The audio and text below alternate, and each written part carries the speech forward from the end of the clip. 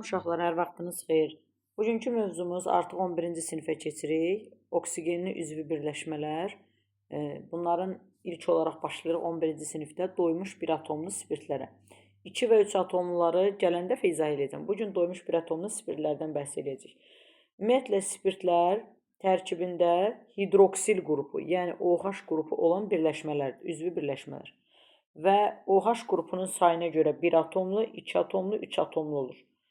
Daha sonra radikala görə doymuş spirtlər olur, yəni pirabit olmayan, doymamış spirtlər olur, yəni 2 qat rabiti olan və aromatik spirtlər olur, deməli, benzol həlqəsi olan. Daha sonra OH qrupunu birləşən karbona görə, biri var birli spirt, yəni birli spirt nə deməkdir? CH3, CH2OH. OH-ın birləşdiyi karbon bir karbonla əlaqələnirsə, buna deyilir birli spirt. Yox, əgər OH-ın birləşdiyi karbon, baxın, OH-ın birləşdiyi karbon budur. 2 karbonla əlaqələnirsə, buna deyirlər ikili spirt. Əgər OH-ın birləşdiyi karbon, baxın, belə yazaq, OH-ın birləşdiyi karbon 3 karbonla əlaqələnirsə, buna da deyirlər üçlü spirt. Yəni, biz həmişə birli karbon, ikili karbon öyrənmişdik də, birli karbon olanda 1 karbon atomuna, ikili karbon olanda 2 karbon atomuna birləşirik. Burada da birli spirt olanda OH-ın birləşdiyi karbona baxırıq ki, neçə karbona birləşibsə ona görə müəyyən edirik. Sonra gəlirik, bir də var ki, hansı maddə spirtdir və yaxud spirt deyil. Əgər OH radikalla birləşibsə, baxın, belə, tutaq ki, belə, onda spirt olur. Yox, əgər OH benzol həlqəsinə birləşibsə, bu artıq spirt deyil. Yəni, spirtin şərti odur ki, OH benzol radikalına yox, bu bildiyimiz metil, etil, propil bu radikallara birləşsin, yəni onlarla əlaqələnsin, bu zaman spirt olur. Sonra gəlirik, məsələn, onun bir dənə nümunə də deyim. Məsələn, bu maddə fenoldur. Fenollara ayrıca keçəcək. Bu, məsələn, spirt deyil. Çünki OH birbaşa benzol həlqəsinə birləşib.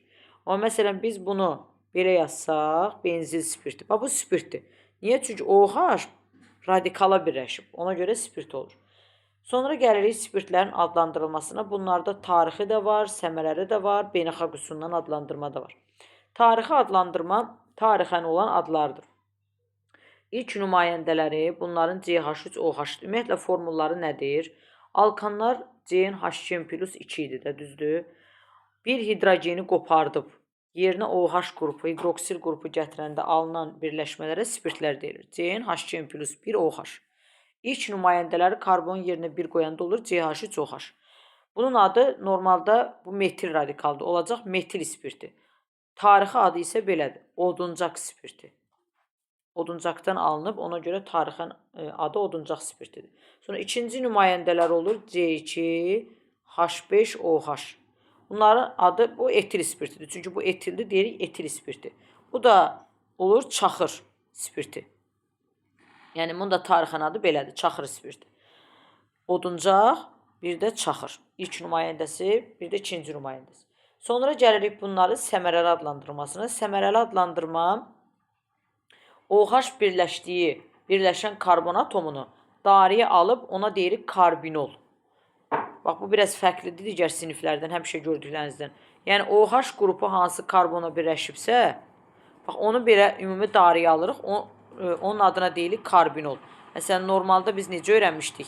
Alkanlarda deyirdik, metanın törəməsi kimi baxırıq.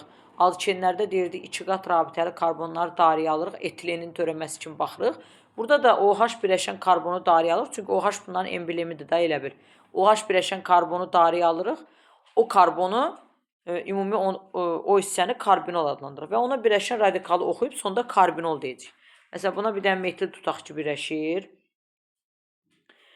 Tutaq, onda bu CH2 olacaq, çünki karbon valenti yenə 4 olmalıdır. Ona görə birinci radikalı oxuyuruq. Metil, karbinol. Sonda karbinol deyirik. Məsələn, biri var, belə yazırıq. Tutaq ki, OH, CH3, CH3, CH3. Baxın, OH birləşən karbonu dariyə alıram. Birinci kənardakı radikalları oxuyuram. Neçə dənə metil var? 3 dənə. Deyirik, trimetil. Trimetil. Sonda nə deyirik? Karbinol. Ehtiyatlı olun. Bu biraz fərqlidir. Görürsünüz, sonu olla bitir, spirt olduğu üçün. Sonra gəlirik bunlarda beynəlxalq adlandırma var. Beynəlxalq adlandırma yenə digər siniflərdə olduğu kimi uzun karbon zəncirini seçirik. Bu dəfə bunların emblemi OH olduğu üçün OH qrupu yaxın olan tərəfdən nömrələyirik. Tutaq ki, hər hansı birini yazıram. Bir dənə maddə. Məsələn, bunu beynəlxalq yolla adlandıranda OH qrupu hara yaxındır? Sağ tərəf. Onda sağ tərəfdən nömrələməyə başlayıram. 1, 2, 3, 4. Hansı rəqəmdən budaq çıxıbdır? 3-dən. Deyirik 3 metil. Zəncir bitib neçə ilə? 4 ilə. 4-ün adı alkanlarda nə idi? Butan. Deyirik butan ol. Çünki spirtdir, axırı olla bitir. Butan ol. Bu səfər, məsələn, o biri siniflərdə necə idi? 2 qat rabitə çıxan nömrəni deyirdik. Məsələn, penten 2. Sonra alkinlərdə 3 qat rabitənin çıxdığı yer deyirdik. Məsələn, pentin 1. Məsələn, burada da OH qrupun birləşdiyi karbon nömrəsini deyirik. Çünki OH bilmir, yaxı 1-ə birləşib, 3-ə birləşib, 2-ə birləşib. Burada 2-yə birləşib. Ona görə deyirik butanol 2. Məsələn, bir başqasını yazım. Tutaq ki, CH3, CH, CH3, CH3, CH3, CH, OH, CH3. Hardan nömrələməyə başlayır? OH yaxın olan tərəfdən. Görürsünüz, yenə sağ tərəfə yaxındır. 1, 2, 3, 4, 5. İndi hansı rəqəmlərdən radikal çıxıb? 3-dən 2 dənə metil çıxıb. Ona görə deyirik 3, 3. Sonra 4-dən metil çıxıb. Deyirik 4. 3-ü də metil olduğu üçün deyirik trimetil. Trimetil. Aha. 3, 3, 4 trimetil. Zəncir 5 ilə bitib. Onda olacaq pentan. Amma bu səfər axlı yenə ol. Həmişə olduğu kimi də. Alkan olur. Alkandakı nömrələrin yeni adını deyirik. Sadəcə axıra ol əlavə edirik. Sonra OH neçənci karbondan çıxıb? Baxın, burada 2-dən çıxıbdır. Ona deyirik pentanol 2. Bu formada adlandırılır. Yəni, çətin adlandırılması yoxdur. Yəni, bunlarda doymuş bir atomlu spirtlərdə ümumi yenə bunu yadınıza salaq. Ümumi formaları CnH2 plus 1 OH-dır. İlk nümayəndələri onda adı belə olacaq. Metanol. Metanol. Metil spirti bayaqçı idi, o başqadır. Yəni, o da düzdür adlandırılması. Amma bu beynəlxalq yolla adlandırılması əsas bu formadadır. Metanol. Məsələn, C2H5OH-ın adı ikinci karbon alkanlarda etandır. Olacaq etanol. Məsələn, etanol spirti. Yəni, bunu etanolda adlandıra bilərik. Etil spirti də adlandıra bilərik. Yəni, o adlandırılmada səhv deyil. Sonra C3H7OH. Məsələn, propandır, üçüncü nümayəndən adı. Onda olacaq propanol, butanol, pentanol, heksanol. Bu formada axırı olla bitir. Sonra gəlirik. Bunlarda ümumi formullarına əsasən, ümumi formullar belə də ifadə oluna bilər. Və yaxud belə də ifadə oluna bilər. CnH2 plus 2O. Yəni, hidrogen burada keçirilə bilər. Fərqi yoxdur, eyni şeydir. İndi bunlara əsasən, formullarına əsasən, gəlin baxaq. Bunlarda ümumi atomların sayı nə qədər olacaq? N sayda karbon, 2N plus 2 sayda hidrogen, bir dənə də oksigen var. Ümumi eləyir 3N plus 3 sayda atom var bunlarda. Sonra bunların ümumi kütləsi necə olacaq? Karbon 12-dir. 12-ni N-ə vururuq, 12-in üstə gəl. Hidrogen 1-dir, elə 2N plus 2, oksigen də 16. Bunların kütləsi olacaq 14N plus 18. Bu ümumi nisbi molekul kütlələrdir. Sonra bunlarda karbon-karbon arası sigma rabitələrin sayı N-1-dir. Necə alkanlarda, alkinlərdə belə idisə, eynən bunlarda da belə olur. Karbon-karbon arası bir vahid əksidir. Çünki bunlarda da açıq quruluşludur. Ona görə məsələn 3 dənə karbondursa, belə yazırıq. Onda aralarında 3-dən 1 vahid əksik, yəni 2 dənə sigma olur. Sonra gəlirik. Bunlarda karbon-hidrogen arası sigma rabitələrin sayı elə hidrogen atomlarının sayına bərabərdir. Amma ehtiyatlı olmaq lazımdır. Bu hidrogenin hamısını götürmək olmaz. Niyə? Çünki burada bir dənə hidrogen, bax, əsl formulu bunda daha çox açıq-aydın görsənir. Bir dənə hidrogen o oksigenlə əlaqələnib, bax, OH. Ona görə o hidrogen karbon hidrogenin hidrogeni deyil. o OH arası olan hidrogendir. Ona görə ehtiyatlı oluruq, o hidrogeni karbon hidrogen arasına qatmırıq. Karbon hidrogen arası baxın budur. 2N plus 1. Sonra bunlarda bir də əlavə olaraq o oksigen hidrogen arası bir dənə sigma var. Bax bu. Sonra əlavə bir də karbon oksigen arası bir dənə də sigma var. Yəni bunlar ümumi digər siniflərdən fərqlənir. Çünki artıq burada oksigen atomu da daxil olur. Ona görə ehtiyatlı olmaq lazımdır. Məsələn, tutaq ki, CH5-i açıram mən. CH3, CH2, OH. Baxın, məsələn, karbon arası sigma nə qədər? Gəlin, bunun üstündən açıq aydın izah edin. 2 dənə karbonu var. Karbon arası bir dənə sigma var. Bir dənə sigma oldu. Sonra karbon hidrogen arasına baxırıq. Karbon hidrogen arası həmişə karbonun yanındakı hidrogenlərdir. Baxın, 5 dənədir. Karbon hidrogen arası 5 dənədir. Sonra baxın, karbon oksigen arası da burada bir dənə var. Karbon oksigen arası bir dənədir. Oksigen hidrogen arası da bir dənədir. Yəni bunlarda karbon arası və karbon hidrogen arası maddəyə görə dəyişəcək. Yəni məsələn 2 karbon olanda bir cür olacaq. Amma karbon oksigen arası, oksigen hidrogen arası sigma rabitələr standart bunlarda bütün nümayəndələrində eynidir. Çünki karbon oksigen arası da hamısında elə bil bu formada, sonluğu bu formada bir növ bitəcək də belə deyil. Ona görə karbon oksigen arası və OH arası həmişə bir dənədir. Amma bunların sayı fərqli nümayəndələrinə görə dəyişəcək. Sonra gəlirik bunlarda hibrid orbitalların sayı. Bunlar doymuş bir atomlu spirtlər. Bütün karbon atomları sp3 hibridləşmə halında olduğu üçün ona görə bunlarda da hibrid orbitalların sayı eynən alkanlardakı kimi 4N'dir. Hibrid 4N'dir. Çünki hamısı bütün karbonlar bunlarda sp3'dür. Sonra gəlib qeyri-hibrid orbitalların sayı.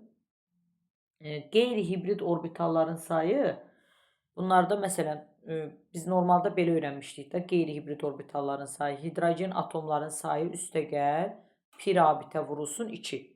Bunlarda da pi rabitə yoxdur. Ona görə hidrogen atomların sayı elə qeyri-hibrid orbitalların sayını göstərir. Bunlar da düsturu belə idi. CnH2n plus 1 OH. Hidrogen atomları 2n plus 2 olduğu üçün qeyri-hibrid orbitalların sayı da 2n plus 2'dir. Ümumi orbitallarda onda olacaq. Toplayırıq 6n plus 2.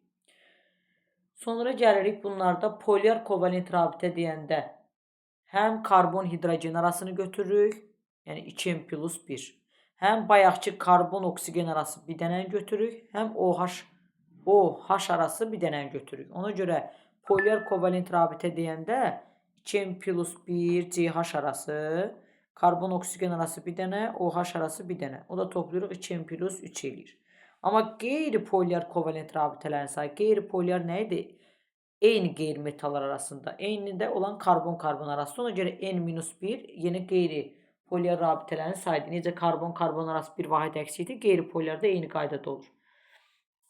Sonra gəlirik bunlarda, bunların oksidləşmə dərəcəsi necə tapılır? Məsələn, karbon oksidləşmə dərəcəsi. Biz həmişə digər siniflərdə necə öyrənmişdik 10-cu sinif birləşmələrdə. Karbonun yanında nə qədər hidrogeni var idisə, oksidləşmə dərəcəsi ona görə mənfi olurdu. Məsələn, alkanlarda tutaq ki, belə idi, quruluşunu açırdıq. Məsələn, necə deyirdik? Deyirdik, bu karbonun yanında 3 dənə hidrogen olduğu üçün oksidləşmə dərəcəsi mənfi 3'dür. Bu karbonun yanında 2 dənə hidrogen olduğu üçün oksidləşmə dərəcəsi mənfi 2'dir. Bu formada tapılır. Amma spirtlərdə fərqli cür olacaq. Bunlarda oksidləşmə dərəcəsini necə tapırıq? Tutaq ki, maddə yazıram. CH3, CH2, OH. Tutaq ki, mən bu karbonun oksidləşməsini tapanda, mən karbona elə bil başqadır da. Bax, bu karbonun əlaqəsi kəsilib. Bu elə adi qaydada mənfi 3'dür. Amma bu karbonu artıq ehtiyatlı olur. Çünki ona OH birləşib. Həm oksigeni nəzərə almalıyıq, həm orada hidrogeni. Ona görə bunu belə qaydada tapın. Bax, məsələn, asant yolla da, yəni özünüzə əziyyət verməyin. Karbona yazıram X, hidrogen bilirik ki, olur müsbət 1, bu oksigen olur mənfi 2. İndi X biz karbon tapmaq istəyirik də. Üstə gəl, hidrogen burada 2 dənədir, müsbət 1'ə vururuq. Eləyir müsbət 2. Üstə gəl, oksigen mənfi 2'si, mötərizədə yazaq. Hidrogen də yenə müsbət 1'dir, üstə gəl 1 bərabər 0. Biz axı deyirdik elementi tapanda digərlərini toplayıb, indekslərinə vurub toplayıb sıfıra bərabər eləyək. Bu 2 ilə bu gedir. X bərabərdir. 1 də sağ tərəfə keçir, olur -1. Deməli, buradakı karbon -1 imiş. Yəni, bu formada istənilən OH birləşən karbonu tapa bilərik. Məsələn, tutaq ki, belə bir birləşmə yazıb.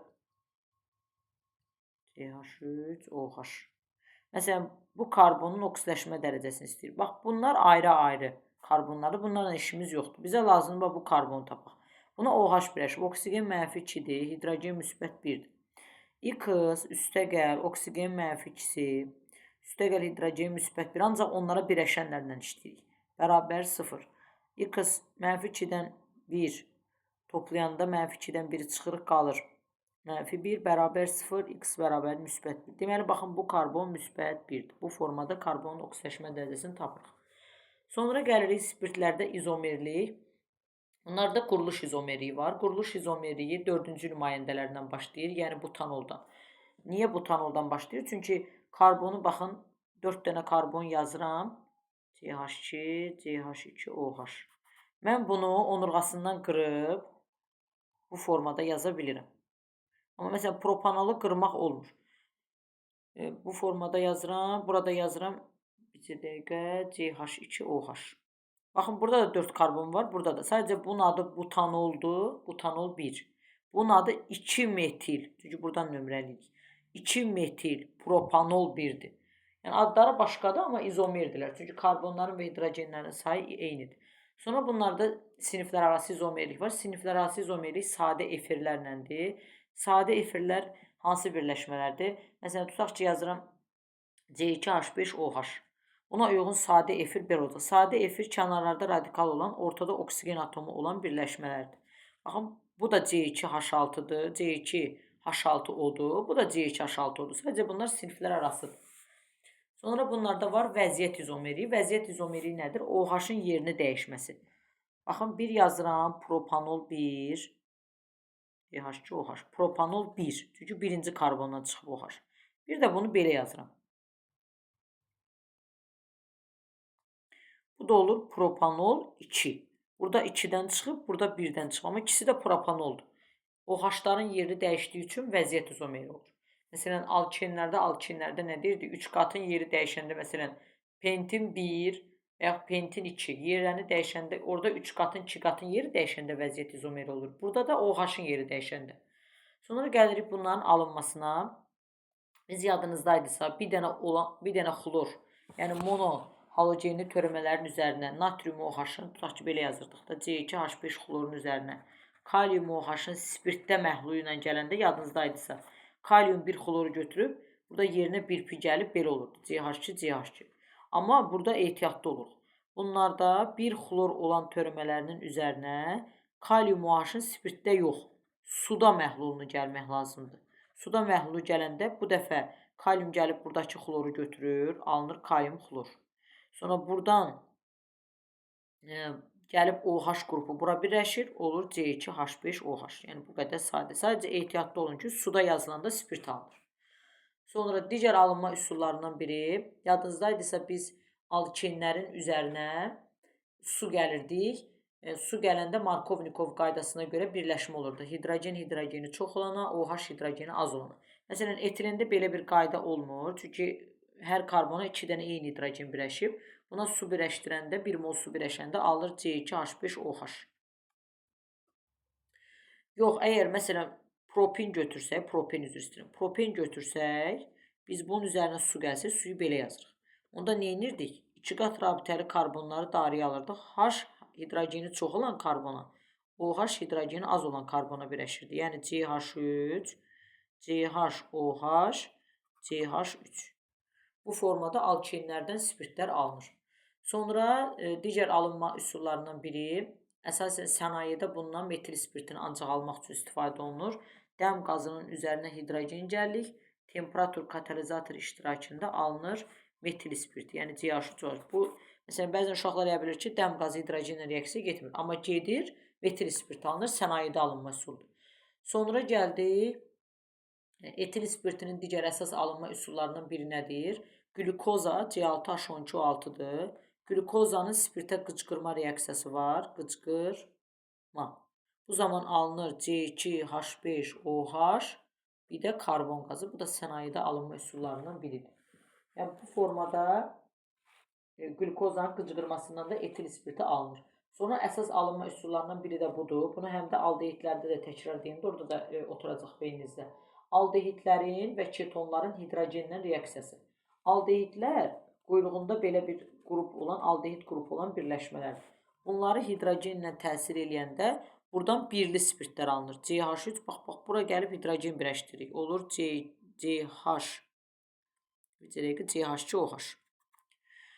Aldehidlər hidrogenləşəndə birli spirtlər alınır. Birli spirt. Yox, ketonlar hidrogenləşəndə, ketonlar da bu maddələrdir. İndi bundan sonraki bölmə odur.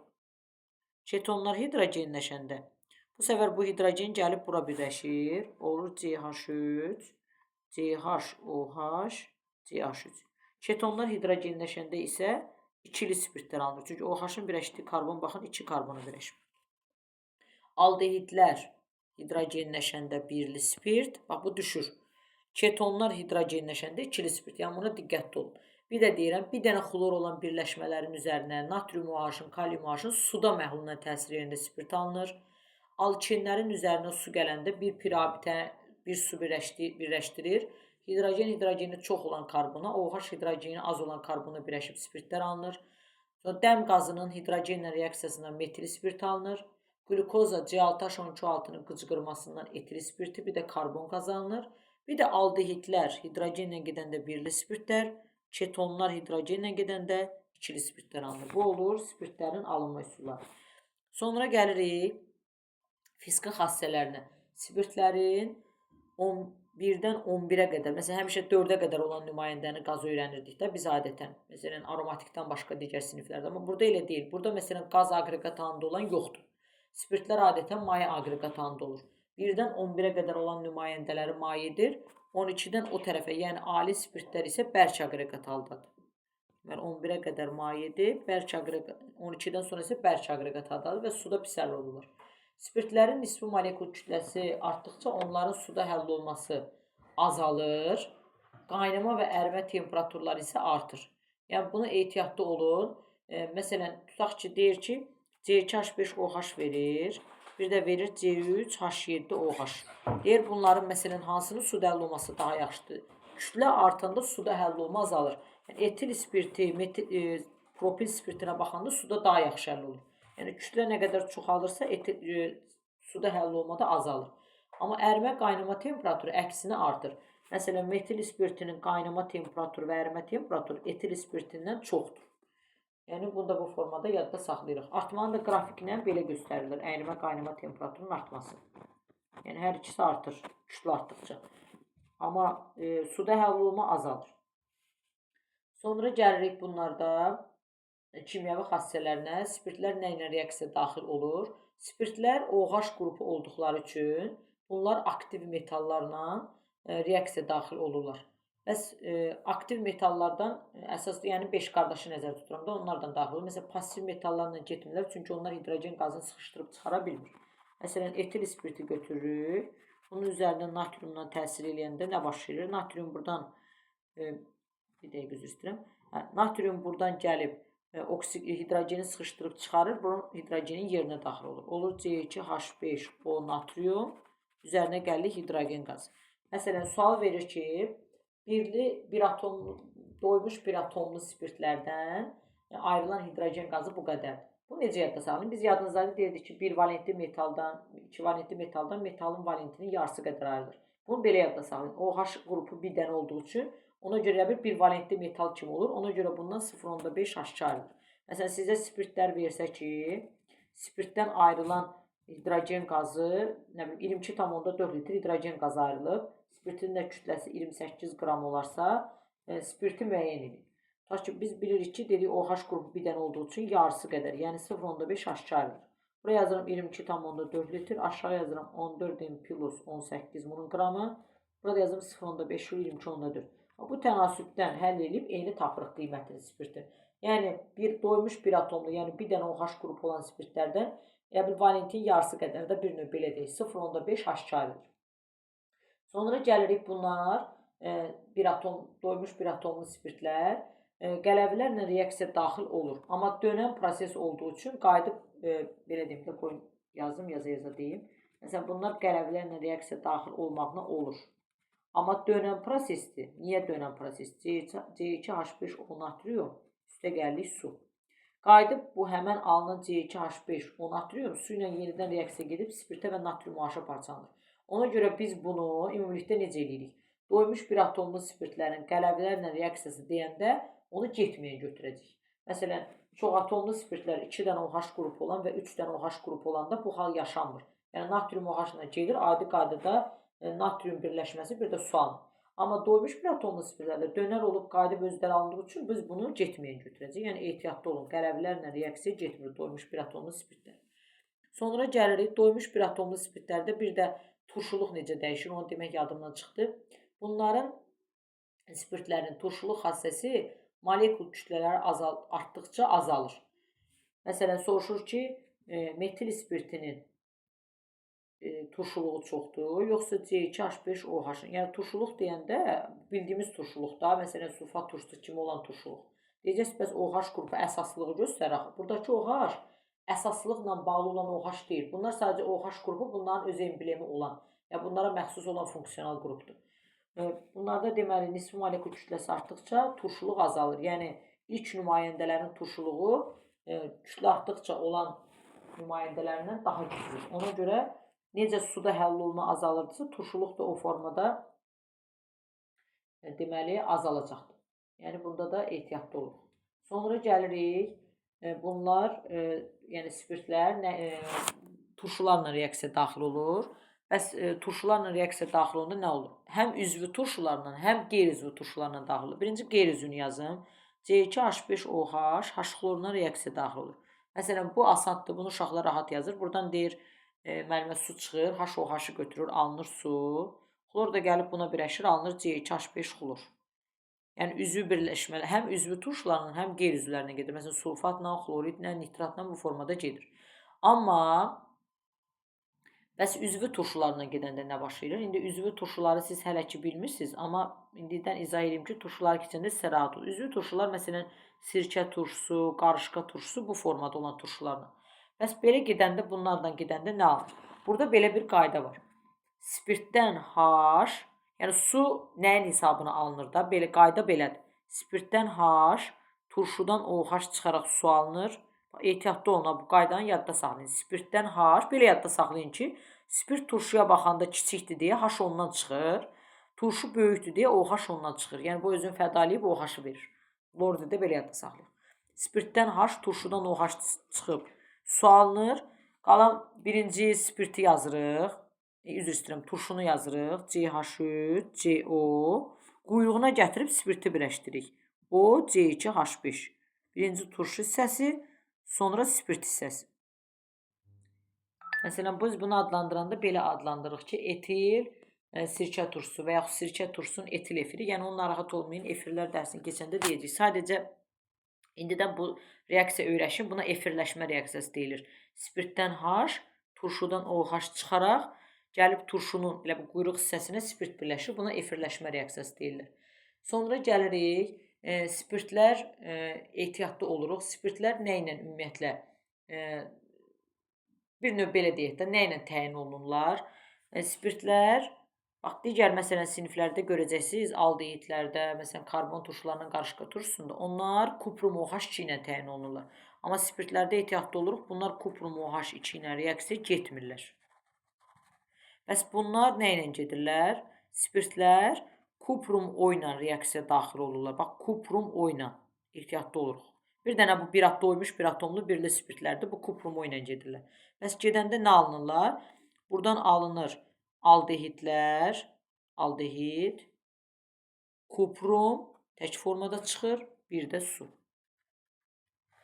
Bu birli spirtlərin kuprum O ilə oksidləşməsi. Bir də var ikili spirtlərin kuprum O ilə oksidləşməsi. Bu zaman bayaq yadınızdaydı, biz demişdik ki, aldehidlər hidrogeni birləşib birli spirtə çevrilir. İndi ketonlar da oksidləşəndə gedib çevrilir, yəni ikili spirtlər də oksidləşəndə gedib çevrilir ketonlara. Bayaq ketonlardan, yine burada da kuprum su alınacaq. Bayaq aldehidlərdən birli spirt alınmışdı. Sonra ketonlardan ikili spirt alınmışdı. İndi qayıdıb tərsinədir də, kimyəvi xassələrdir. İndi birli spirtlər oksidləşib, yəni kuprumu ilə təyin olunanda belə deyək, aldehidlər alınır. İkili spirtlər kuprumu ilə gedəndə ketonlar alınır. Elə bir eyni reaksiyadır, gözünüzü qorxutmayın. Yəni orada belə dedik, burada belə dedik, yerini dəyişdik. Sonra bir də var spirtlərin dehidratlaşması, yəni nə deməkdir? Spirtdən su ayrılmaq. Biz yadınızdadır, bayaq dedik ki, etilen, yəni alkenlər üzərinə su gəlir, spirtə çevrilir. C2H5OH bir pirabitə qırılır. İndi tərsinə olur. Etil spirti T böyükdür 140 dərəcədə parçalanır. Buradan alınır C2H4, bir də su. Suyu çıxardır da elə bir tərkibində. Ona görə ona deyilir dehidratlaşma reaksiyası. Tərkibindən suyu çıxartdığı üçün. Bir də ehtiyatlı olursunuz. Niyə orada T böyükdür 40 verib? Bir də bunun T kiçikdir 40 versiyası var. C2H5OH, bir də T kiçikdir 140 dərəcədə özündən su ayırır. Amma T kiçikdir 140 dərəcədə fərqli olur. Bu dəfə sadə efirlər deyilən, bayaq sadə efirlər haqqında demişdim. Bax, o sadə efirlər alan birləşmə olur. Nə baş verir? C2H5 yazırıq, ortada oksigeni yazıb, bir də C2H5 yazırıq. Bax, buradakı nədirsə, ondan 2 dənə yazırıq. Amma arada oksigen olmaq şərtlə. Etil, spirtdə necə olur? Əsas da bu etil spirtini salır. T böyükdür 140 olanda etilen, yəni alkenlər, bir də su. T kiçikdir 140 olanda sadə efir, bir də su. Yəni bu reaksiyanı mütləq yadda saxlayın. Testlərə ən çox düşənlərdən biri də bu reaksiyalardır. Sonra gəlirik. Deməli, bunlarda nə qaldı? Yenə bir də deyirəm, spirtlərdə bunlar bromlu suyu və kalium permanganatı əsas da bromlu suyu rəngsləşdirmirlər, çünki pirabitələri yoxdur. Belə, amma kuprumu ilə kalium permanganatla oksidləşməyə daxil olanda dedik ki, birli spirtlərdən, yəni OH qrupu quyruqda olanda bir növ belədir. Quyruqda olan spirtlərdən, birli spirtlərdən aldehidlər alınır. OH qrupu ortalarda olan, yəni ikili spirtlərdən isə ketonlar alınır. Bu formada bunu mütləq yadda saxlayın. Spirtdə bilirik ki, dezinfeksiya edici kimi istifadə olunur, gündəlik həyatımızda apteklərdə satılır. 90 neçə faizi, yəni spirtin qatılığından asılı olaraq faizləri dəyişir. Bir də spirti, yodla spirt bir yerdə, o da dezinfeksiya edici kimi istifadə olunur. Spirt, belə deyək də, yodun bir növ həll edir. Bu qədər uşaqlar, gələn videoda da çox atomlu spirtlər, yəni 2 və 3 atomlu spirtlər haqqında məlumat verəcəm. Sağ olun, görüşənədək.